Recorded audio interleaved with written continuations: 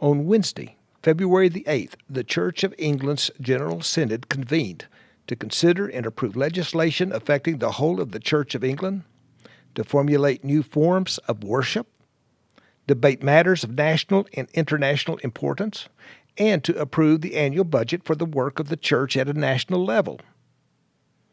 The very next day, February the 9th, the Christian Post reported that the Church of England backs plans to bless gay couples and are considering gender-neutral pronouns for God.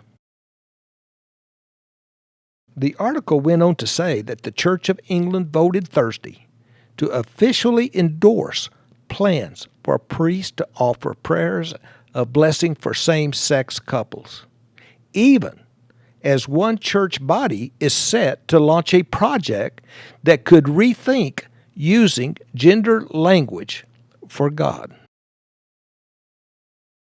I could not help but ask myself, is this really where the world is headed?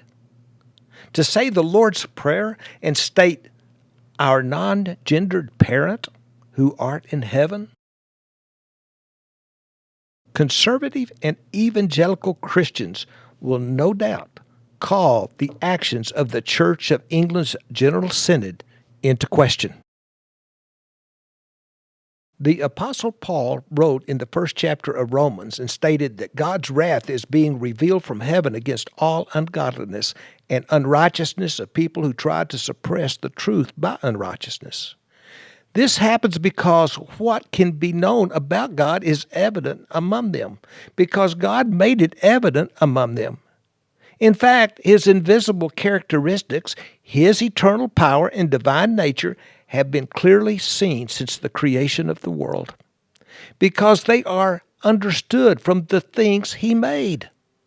As a result, people are without excuse because even though they knew God, they did not honor Him or give Him thanks as God. Instead, their thinking became nonsense, and their senseless heart was darkened.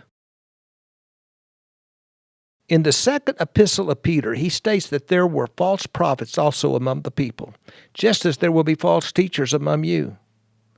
They will secretly bring in destructive heresies.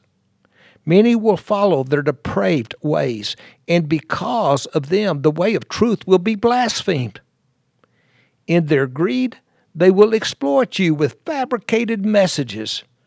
Their condemnation announced long ago is not idle, and their destruction is not asleep. The prophet Isaiah stated, "Woe to those who say to evil good, and to good evil, who put darkness for light, and light for darkness, who put bitter for sweet, and sweet for bitter. Woe to those wise in their own eyes, and discerning in their own sight."